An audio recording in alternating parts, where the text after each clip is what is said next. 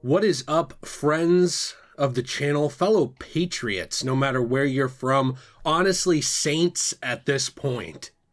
Thank you for tuning back in. We are doing a Q&A today. I'm answering questions that you all asked me.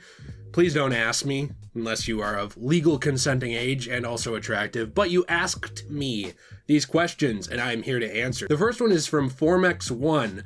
If they made a Batman Arkham Origins remaster, what would you think of it? Also, your videos are really good. Keep up the good work. Hey, first off, thank you very much, Formex. I appreciate you, and I appreciate the kind words. And in terms of a Batman Arkham Origins, I'm kind of split on it, where the main reason I want an Arkham Origins remaster is actually not for me.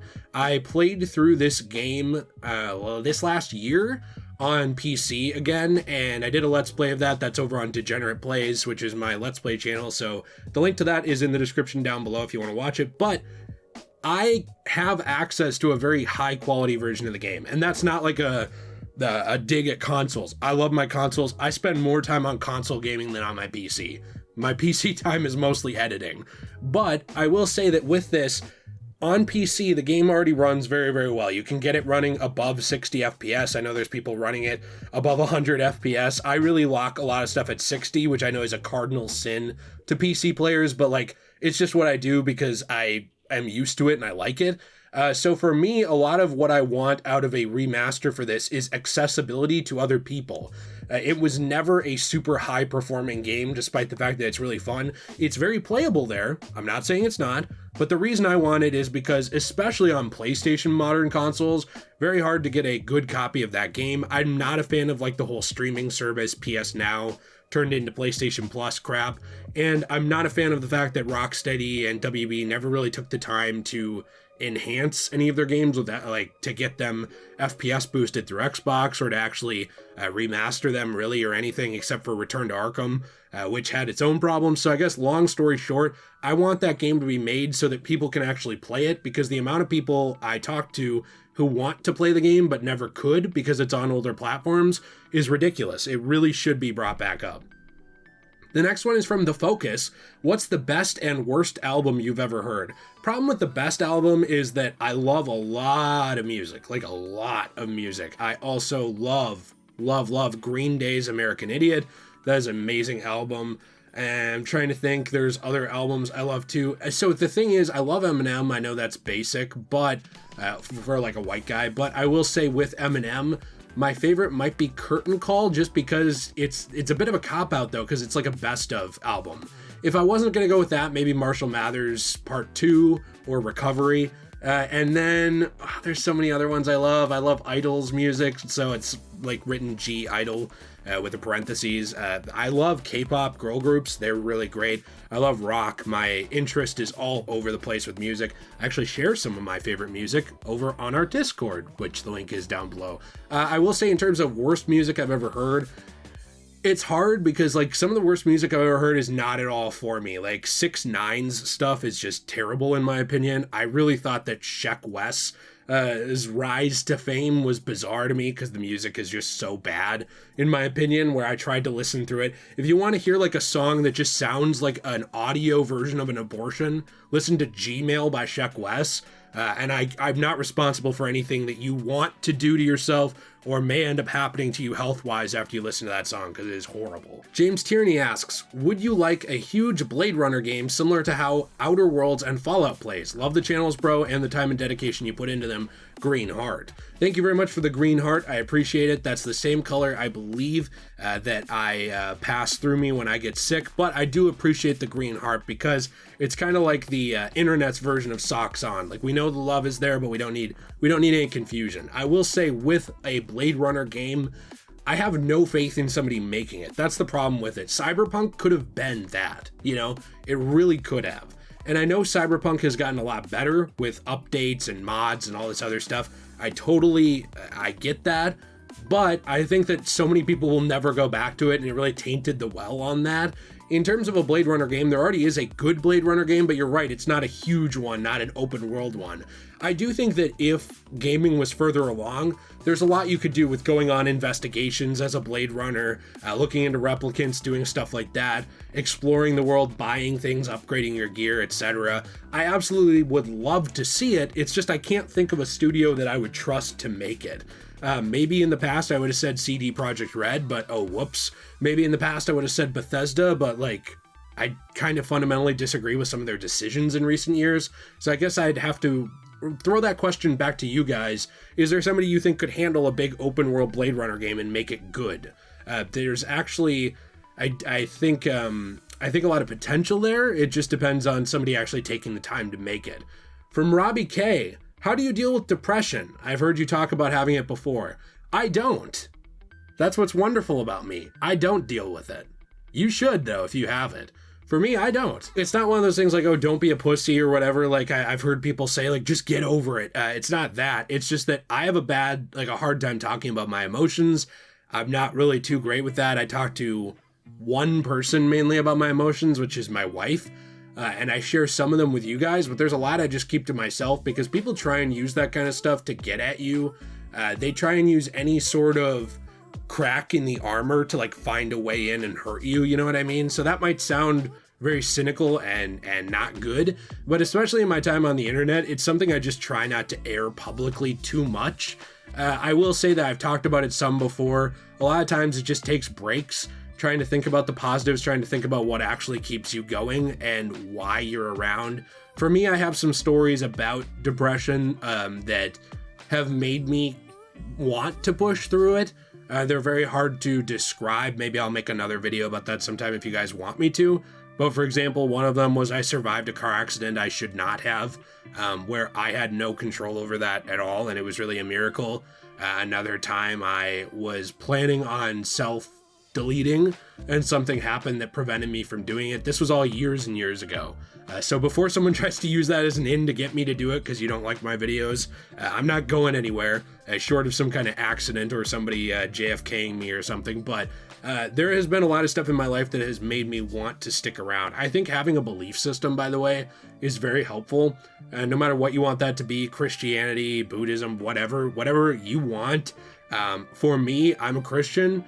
And for me, I'm not a perfect one by any means. There's a lot of stuff I believe other people don't. And I also have a close-knit group of friends and family. And I've always thought that closer friends and family is better than more.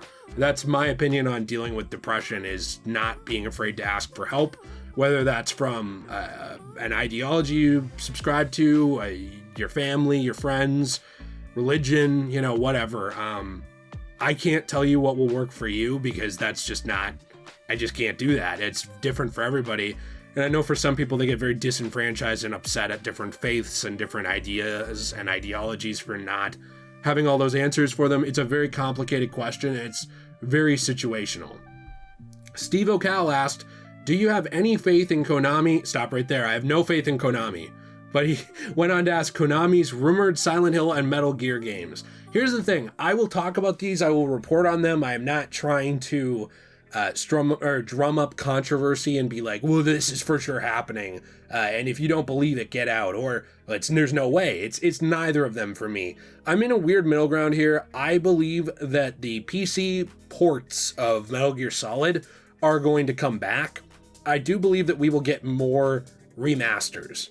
I genuinely do. Now, when you ask, in the rumored Silent Hill and Metal Gear games, the new ones, will there be a new one? I personally believe there's too much money there for it to go away.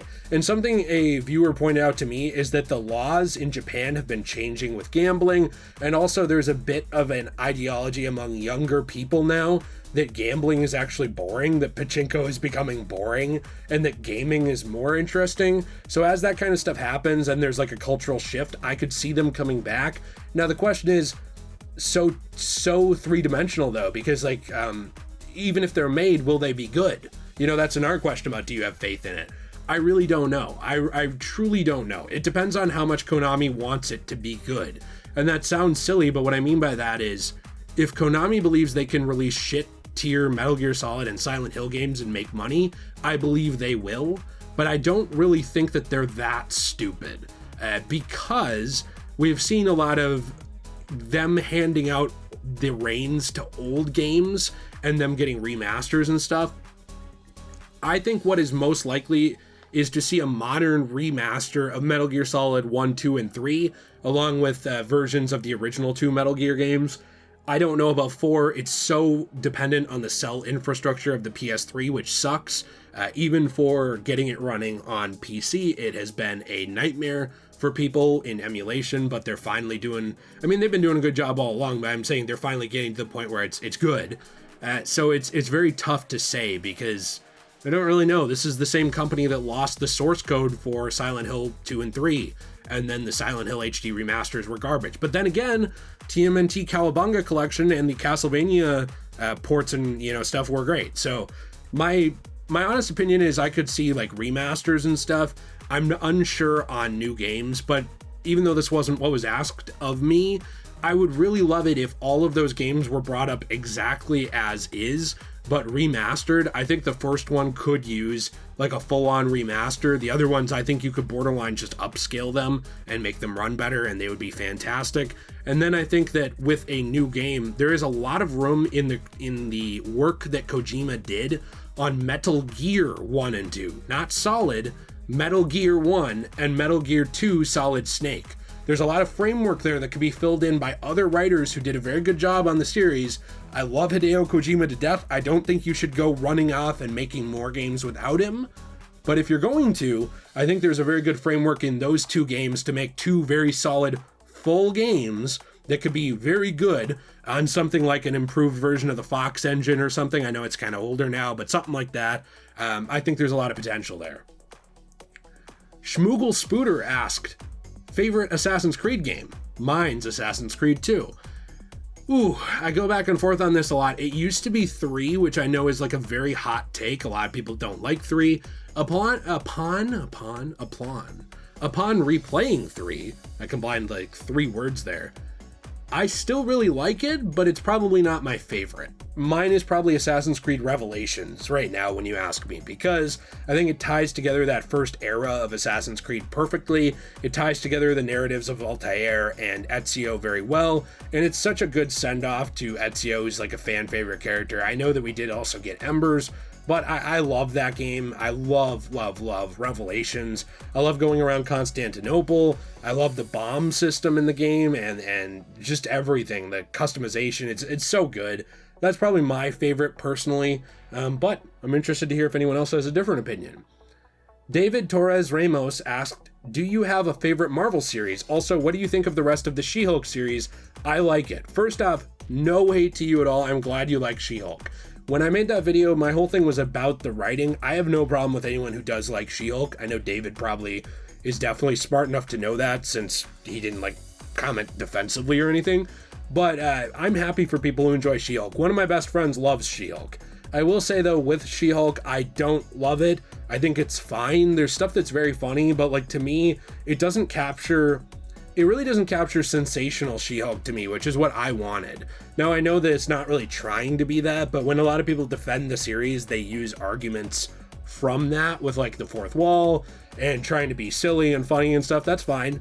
But in terms of me personally, I think my favorite Marvel series, in terms of TV, it would probably be Falcon and the Winter Soldier. I loved Falcon and the Winter Soldier. I don't get why, I mean, maybe I'm in the same boat as David here. Maybe David doesn't get why I don't like She-Hulk. I don't get why some people hated on the Falcon and the Winter Soldier so much. I thought it tackled serious topics with actual class and tact, which is something I cannot say of most fictional properties that try and get into stuff. I thought that it did as good of a job on being serious with like race and with the idea of being a symbol and stuff like that as something like Captain America Winter Soldier did with like the surveillance state. I thought it did just an excellent job. I love it. I love the performances. Sebastian Stan, Anthony Mackie, obviously there's a lot more. They did so good. And I will say too that I adored the John Walker performance. I loved how Russell played him. I thought that he was such a good character and he was so understandable. Like this guy with like a chip on his shoulder and something to prove, who's angry, and then he's been a good example of a soldier and he's given the Captain America mantle, but he can't really handle it.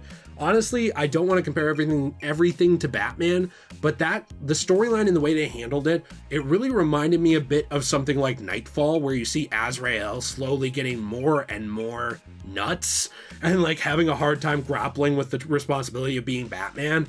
I loved that about John Walker, all the way culminating up to probably one of my favorite endings to a TV episode ever, where that all just explodes in his face, and something else explodes in his face too.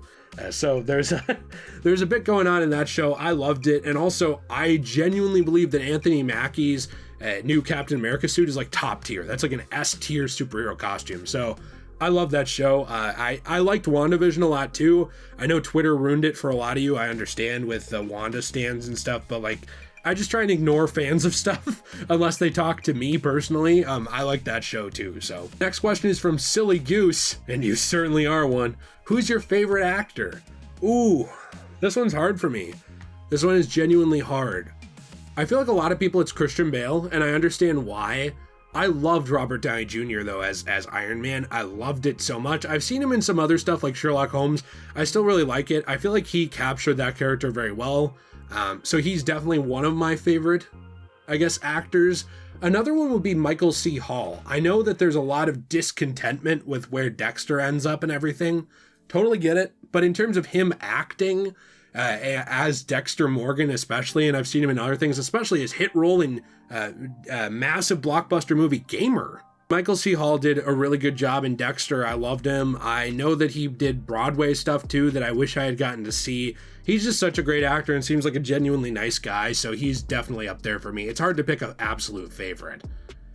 From Theoretical, which fictional work do you believe has most informed a basis on your ethics? Probably Blade Runner, just to be honest.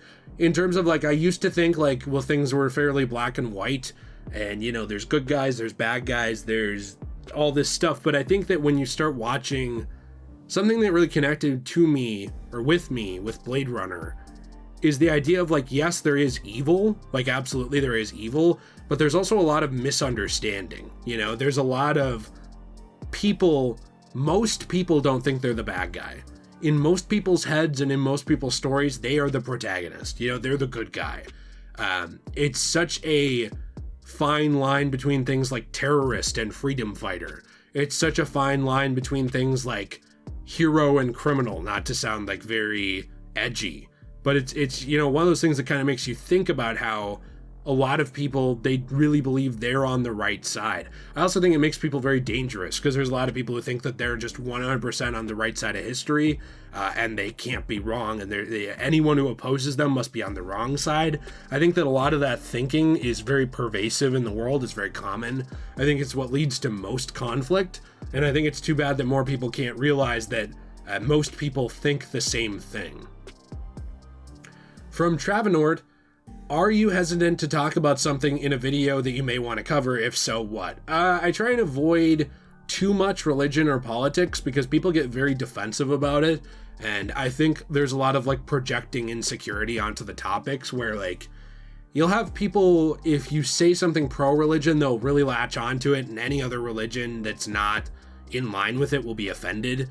If you have like, there's like the whole meme culture of like the r/atheist Reddit or whatever, where it's like, oh, the one thing I define myself by is like my interest in disproving religion. You know what I mean? So like there's all these people who have like way too much free time around that topic, and like that's their whole personality and they've got nothing else to them. That kind of stuff makes me not super interested in talking about it very often. It's the same thing with politics. I feel like people all over are just idiots about politics. There's no idea that there are grays anymore. Like there's no idea that like, oh, this side made a good point, but so did this side on this other thing. But this side's an idiot here, but that side's an idiot there. Like there's no understanding of that. It's like you have to be tribal and all in on one thing or another. I really hate tribalism, and I don't like the people who subscribe to it and who like buy into it. I think it's pathetic, to be completely honest. When you have to define yourself entirely by one group or one thing or one idea or one political aspect or whatever, and that's it. That's all you've got going on in your life, and you like go to bed mad about it and you wake up like ready to talk about it. It's like, that's pathetic to me. Like, I have no interest in that. I have no interest in one-dimensional people.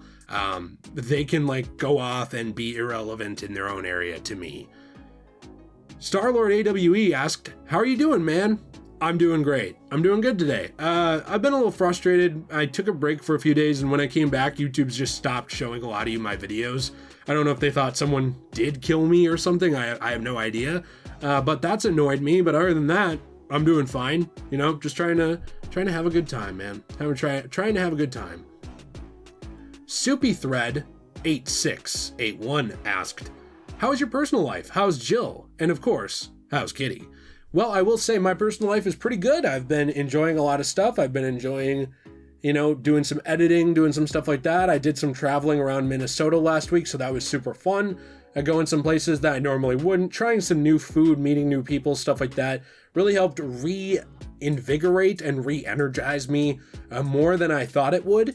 And what's interesting about that is it ties into Jill, because I genuinely believe Jill has a cursed orthodontical appointment or dentist appointment, because for some reason we keep trying to set up Jill to get her wisdom teeth out, because some certain people who should have helped her do that a long time ago, who are maybe of a familial connection, and never bothered. So we've been trying to do that, and for some reason it's just impossible to get an appointment with that. And when we did, they forgot to actually confirm it with us, and they forgot to tell us that they confirmed it and everything like that. They just never reached out back to us and then acted like we should have known, even though their policy is they'd reach out.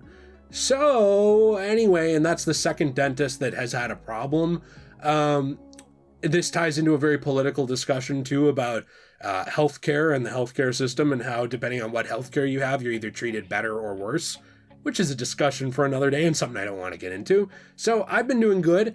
Jill's good except for that. And then Kitty is technically on hospice, but the thing with that is she's gotten way better. Like, she's as good or better than she was when she first got sick. She was stumbling around. She had a couple seizures. She wouldn't eat. Now she's back to eating all the time, drinking all the time. She wants to hang out, be petted, picked up, wants to play around and have fun. She's doing really good. You know, she's doing a lot better. I will also throw in here, Doc asked that same question about what's the deal with Kitty. Is she okay? And that's kind of the answer to that. I mean, technically hospice, but the weird thing about it is that she's better than she was, and she's almost 18 years old. So it's one of those things too, where it's like, we know she's older, but now she's acting like she would have a year ago. So it's very interesting. And no, it's not one of those things where it's like, well, she bounced back for a day and now she's going to die. Like, she's been better for like 2 months.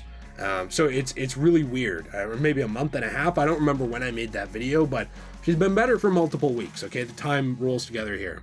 So that's all I have time for today. I have answered more questions and recorded them, but I didn't have time to edit together like an hour-long video. If you have more questions you want to ask me, you can type QA in the comments down below and then let me know. I'm going to do my best to answer more of them in the next couple weeks, including some of them that were already asked. So I'll do my best to get to that. Let me know what you're thinking, and please be sure to leave a like and subscribe for more content. I appreciate you very much. Have a fantastic day. And as always, everyone, stay shway.